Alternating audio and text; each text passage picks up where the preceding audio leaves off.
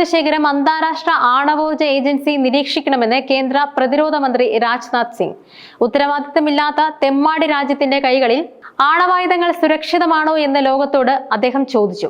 പാകിസ്ഥാന്റെ ആണവ ബ്ലാക്ക്മെയിലിംഗ് ഇനി വെച്ചു പൊറുപ്പിക്കില്ലെന്ന പ്രധാനമന്ത്രി നരേന്ദ്രമോദിയുടെ പ്രസ്താവനയ്ക്ക് പിന്നാലെയാണ് രാജ്നാഥിന്റെ പരാമർശം. ജമ്മുകാശ്മീരിൽ ശ്രീനഗറിൽ ബദാമി ബാഗ് സൈനിക കേന്ദ്രത്തിൽ ഇന്നലെ നടന്ന സമ്മേളനത്തിലാണ് പ്രതിരോധ മന്ത്രി ഇക്കാര്യങ്ങൾ പറഞ്ഞത്.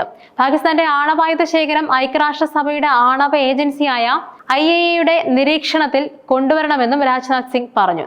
വളരെ വ്യക്തമായി ഇക്കാര്യം പറയാൻ ആഗ്രഹിക്കുന്നുവെന്നും ലോകത്തോട് ഈ ചോദ്യം ഉന്നയിക്കാൻ ആഗ്രഹിച്ചുവെന്നും തെമ്മാടിയും ഉത്തരവാദിത്തമില്ലാത്തതുമായ രാജ്യത്തിന്റെ കൈകളിൽ ആണവായുധങ്ങൾ സുരക്ഷിതമാണോ, ഇന്ത്യക്കെതിരെ ആണവ ആക്രമണങ്ങൾ നടത്തുമെന്നും പലതവണ നിരുത്തരവാദപരമായി പാകിസ്ഥാൻ ഭീഷണിപ്പെടുത്തിയതായും ലോകം മുഴുവൻ കണ്ടിട്ടുണ്ട്. പാകിസ്ഥാന്റെ ആണവ ഭീഷണി പോലും ഗൗനിച്ചിട്ടില്ല എന്ന വസ്തുതയിലൂടെ ഭീകരതയ്ക്കെതിരായ ഇന്ത്യയുടെ പ്രതിജ്ഞ എത്ര ശക്തമാണെന്ന് മനസ്സിലാക്കാമെന്നും രാജ്നാഥ് സിംഗ് പറഞ്ഞു. അതേസമയം പാകിസ്ഥാനിലെ ആണവ സ്ഥാപനങ്ങളെ ആക്രമിച്ചിട്ടില്ലെന്ന് ഇന്ത്യ ആവർത്തിച്ച് വ്യക്തമാക്കി. കിരാന കുന്നുകൾ ആക്രമിച്ചിട്ടില്ലെന്ന് വ്യോമസേന director general air marshal AK Bharti പറഞ്ഞു. ഇന്ത്യക്കെതിരെ ഭീകരാക്രമണം തുടർന്നാൽ ഭീകരരുടെ നെഞ്ച് പിളർക്കുമെന്നും പ്രതിരോധ മന്ത്രി രാജ്നാഥ് സിംഗ് പറഞ്ഞു. നിരപരാധികളെ കൊല്ലുന്നത് തീവ്രവാദികളുടെ കർമ്മമാണെങ്കിൽ അവരെ ഇല്ലാതാക്കുക എന്നത് ഇന്ത്യയുടെ ഭാരതീയ ധർമ്മമാണെന്നും രാജ്നാഥ് സിംഗ് പറഞ്ഞു. പഹൽഗാമിൽ ധർമ്മം ചോദിച്ച് തീവ്രവാദികൾ നിരപരാധികളെ കൊന്നു.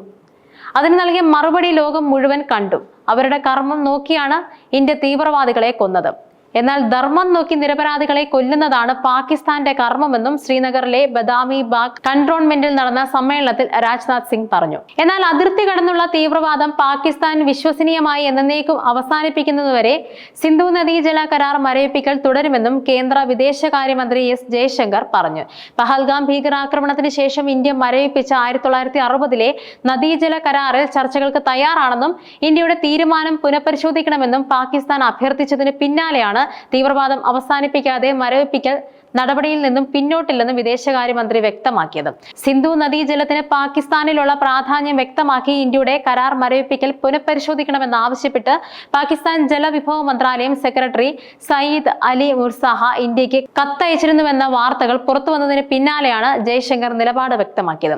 സിന്ധു നദീജല കരാറിൽ ഇന്ത്യ നേരത്തെ ഉന്നയിച്ചിട്ടുള്ള ആശങ്കകളിൽ ചർച്ച നടത്താനുള്ള സന്നദ്ധത പാകിസ്ഥാന്റെ കത്തിൽ ചൂണ്ടിക്കാട്ടിയിട്ടുണ്ടെങ്കിലും പാകിസ്ഥാനുമായുള്ള ഏതൊരു ചർച്ചയും തീവ്രവാദത്തെ സംബന്ധിച്ച് മാത്രമായിരിക്കുമെന്നും ഡൽഹിയിൽ മാധ്യമങ്ങളോട് സംസാരിക്കവേ ജയശങ്കർ വ്യക്തമാക്കി. കൈമാറേണ്ട തീവ്രവാദികളുടെ പട്ടിക പാകിസ്ഥാനിന്റെ കൈവശമുണ്ടെന്നും തീവ്രവാദി കേന്ദ്രങ്ങൾ അവർ പൂർണ്ണമായും അടച്ചുപൂട്ടണമെന്നും അദ്ദേഹം പറഞ്ഞു. പാകിസ്ഥാനുമായുള്ള ഇന്ത്യയുടെ ബന്ധം കർശനമായി ഉഭയകക്ഷിപരമായിരിക്കും. ഈ വിഷയത്തിൽ വർഷങ്ങളായി നിലനിൽക്കുന്ന ഒരു ദേശീയ സമവായമുണ്ടെന്നും അതിൽ നിന്നും മാറ്റമില്ലെന്നും അദ്ദേഹം വ്യക്തമാക്കി. കശ്മീർ വിഷയത്തിൽ ഒരേ ഒരു കാര്യമേ ചർച്ച ചെയ്യാനുള്ളൂ.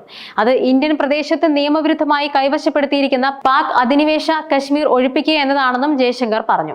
യുഎസുമായുള്ള ചർച്ചകൾ പുരോഗമിച്ചുകൊണ്ടിരിക്കുകയാണെന്നും അന്തിമ തീരുമാനം ഉണ്ടായിട്ടില്ലെന്നും അദ്ദേഹം അറിയിച്ചു. തീരുവയില്ലാതെയുള്ള വ്യാപാര കരാർ ഇന്ത്യ അമേരിക്കയ്ക്ക് വാഗ്ദാനം ചെയ്തുവെന്നും ഡൊണാൾഡ് ട്രംപ് അവകാശപ്പെട്ടതിനോടായിരുന്നു ജയശങ്കറിന്റെ പ്രതികരണം. എന്നാൽ ഓപ്പറേഷൻ സിന്ദൂറിനെ കുറിച്ച് മാധ്യമങ്ങളിലൂടെ രാജ്യത്തെ അറിയിച്ച വനിതാ സൈനിക ഉദ്യോഗസ്ഥരിൽ ഒരാളായ കേണൽ സോഫിയ ഖുറേഷിക്കെതിരെ മധ്യപ്രദേശ് ക്യാബിനറ്റ് മന്ത്രി കുൻവർ വിജയ് ഷാ നടത്തിയ പരാമർശത്തെ രൂക്ഷമായി വിമർശിച്ച് സുപ്രീം കോടതി. സംവേദനക്ഷമത പാലിക്കേണ്ട സമയങ്ങളിൽ ഭരണഘടനാ പദവികൾ വഹിക്കുന്ന വ്യക്തികൾ ഉത്തരവാദിത്തത്തോടെ സംസാരിക്കണമെന്നും chief justice BR Gavai, justice Augustine George Masih എന്നിവരുടെ ബെഞ്ച് താക്കീത് നൽകി. രാജ്യം പ്രത്യേക സാഹചര്യത്തിലൂടെ കടന്നു പോകുമ്പോൾ പൊതുപരാമർശത്തിൽ അന്തസ്സ് നിലനിർത്തേണ്ട പ്രാധാന്യത്തെക്കുറിച്ച് മന്ത്രിയെ കോടതി ഓർമ്മിപ്പിച്ചു. സോഫിയ ഖുറേഷിയെ തീവ്രവാദികളുടെ സഹോദരി എന്ന് വിശേഷിപ്പിച്ച BJP മന്ത്രിയുടെ പ്രസ്താവനയിൽ FIR ഇട്ട് കേസെടുക്കാൻ മധ്യപ്രദേശ് ഹൈക്കോടതി ബുധനാഴ്ച ഉത്തരവിട്ടിരുന്നു. ഇതിനെതിരെ ഷാ സുപ്രീം കോടതിയെ സമീപിച്ചപ്പോഴാണ് വിഷയത്തിൽ രൂക്ഷ വിമർശനം നേരിട്ടത്. വിഷയത്തിൽ അടിയന്തര വാദം ആവശ്യപ്പെട്ടെങ്കിലും അത് നിരസിച്ച് കോടതി FIR സ്റ്റേ ചെയ്യാനും വിസമ്മതിച്ചു. ഹർജി പരിഗണിക്കും. വിഷയം സുപ്രീം കോടതിയുടെ പരിഗണനയിലാണെന്നും ഹൈക്കോടതിയെ അറിയിക്കാനും ബെഞ്ച് നിർദ്ദേശിച്ചു.